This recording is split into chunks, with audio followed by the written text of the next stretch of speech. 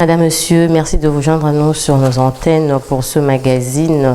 Aujourd'hui, nous recevons pour vous le docteur Nathalie Kachandouzi, conseillère du gouverneur chargée des questions socio-culturelles du genre famille-enfant, avec qui nous allons parler couverture santé universelle. Nous voici rendus à la fin des travaux de l'atelier sur l'actualisation de la feuille de route provinciale de la couverture santé universelle au Congo central.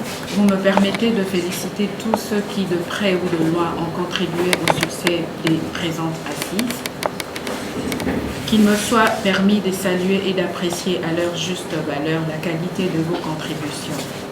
Mesdames et messieurs, la pertinence des échanges que nous venons d'avoir et d'autres qui suivront montrent à suffisance la nécessité d'aller vers la couverture santé universelle et relève de la responsabilité aussi bien du gouvernement provincial, de l'Assemblée provinciale, des administrations provinciales, de la société civile, de l'intersyndicale, du patronat, en somme de nous tous. La couverture santé universelle est multisectorielle.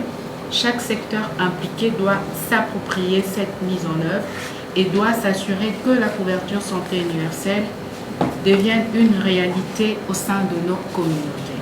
Je remercie Son Excellence, Monsieur le gouverneur du Congo central, d'avoir également inscrit la couverture santé universelle dans son programme d'action afin d'améliorer le social de sa population. Et une fois de plus, les uns et les autres pour leur contribution au succès de ce présent atelier. Votre concours sera à nouveau sollicité dans le cadre de la mise en œuvre effective de la couverture santé universelle.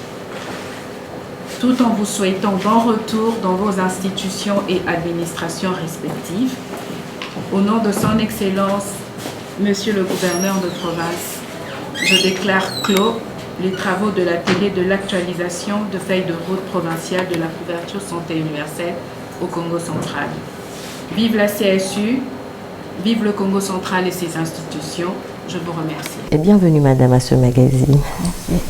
Oui, Madame, vous avez en qualité de la représentante du gouverneur de province procédé à l'ouverture et à la clôture de l'atelier axé sur la validation et l'actualisation, bien entendu, de la feuille de route provinciale du Congo central, CSU en sigle. Avec quel mot voulez-vous expliquer à toute la population, aux téléspectateurs, la couverture santé universelle?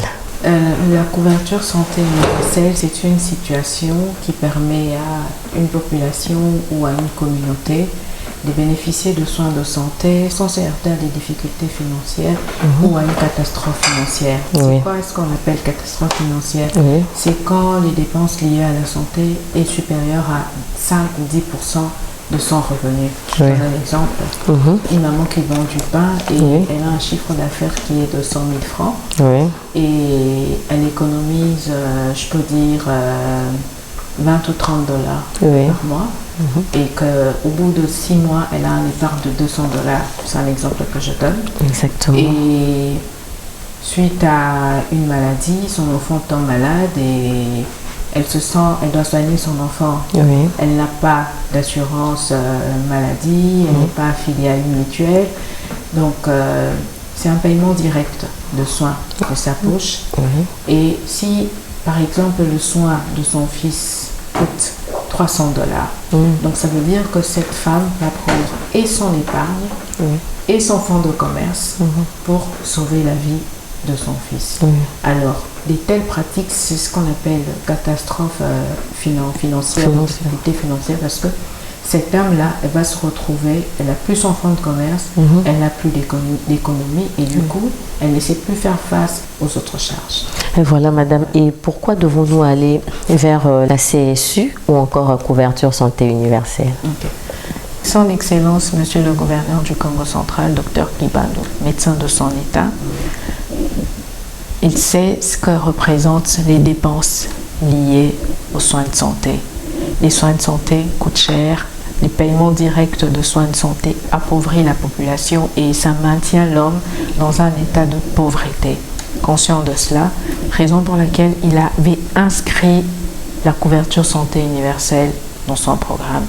Et la couverture santé universelle, c'est un levier vers la croissance économique parce que ça mettra fin au paiement direct de soins de santé et ça sera un moyen de prévention contre les dépenses catastrophiques liées à la santé.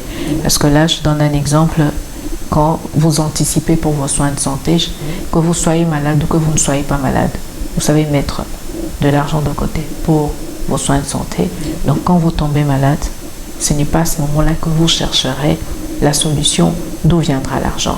Alors en allant vers la couverture santé universelle, on met fin à ces paiements directs de soins. C'est un système en fait où on anticipe. Ce n'est pas quand on tombe malade qu'on se met à chercher de l'argent pour se faire soigner. Donc ça veut dire qu'on épargne ou on économise de l'argent parce que quand on tombe malade, que nos épargnes soient en mesure de nous prendre en charge en fait. C'est en quelque sorte une sorte d'assurance maladie. Voilà. Voilà madame, et d'où proviendrait effectivement le financement? Voilà. Les sources de financement, l'État va subventionner pour les indigents.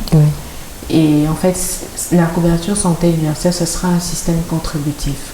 Ce n'est pas un système octroyé. Ce sera un système contributif, donc ça veut dire que tout le monde va contribuer. Ce sera un système de solidarité. Et la solidarité, on prend l'équité. Tout le monde va contribuer, mais ça ne sera pas à la même hauteur. Parce qu'on n'a pas les mêmes revenus. Donc, supposons que moi j'ai 1 mètre et vous avez 50 cm. Pour regarder un match à travers une clôture, on va vous rajouter un casier de 50 cm pour pouvoir regarder le match de football. Donc ça sera un système d'équité.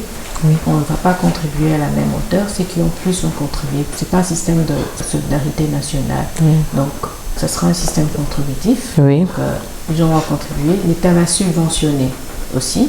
Et la subvention de l'État, ce sera pour la prise en charge des indigents. Et puis, des partenaires techniques et financiers qui vont nous appuyer aussi. Et puis, paiements innovants.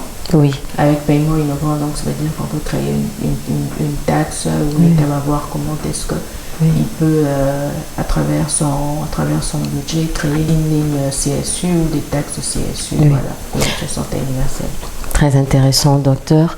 Est-ce que pensez-vous que les objectifs sont atteints au cours de ces travaux qui ont pratiquement duré 4 jours? Je dirais que oui, les objectifs ont été atteints parce que ils ont commencé par une sensibilisation et une vulgarisation parce que c'est un concept méconnu de beaucoup d'entre nous. Alors c'était un moyen pour eux d'apprendre, de connaître en fait ce que c'est la CSU, pourquoi est-ce qu'il faut aller vers la CSU, pourquoi est-ce qu'il faut faire la mise en œuvre de la CSU au Congo central. Donc moi je dirais que ces premiers objectifs étaient atteints. Et le deuxième objectif, c'était de faire une feuille de route provinciale. Comment est-ce que la CSU va se passer ici chez nous au Congo central. Donc je crois qu'on a amorcé et les prochaines étapes viendront. Voilà, docteur, c'est un plaisir pour nous. Merci déjà pour votre intervention. Je vous remercie. Voilà, chers téléspectateurs, vous avez peut-être pris en cours. Sachez que nous avons reçu pour vous le docteur Nathalie Kaasha Nzouzi. Elle est donc conseillère du gouverneur de province chargée des questions socioculturelles du genre famille et enfant, avec qui nous avons parlé de la couverture santé universelle, donc tout le monde vers la CSU, et c'est sur cette note que nous refermons complètement ce magazine. Un grand merci à Ida Makaya pour sa réalisation, Patrick Tsumbo pour le montage. Nous nous retrouvons très prochainement à la même heure sur la même chaîne. D'ici là, portez-vous bien.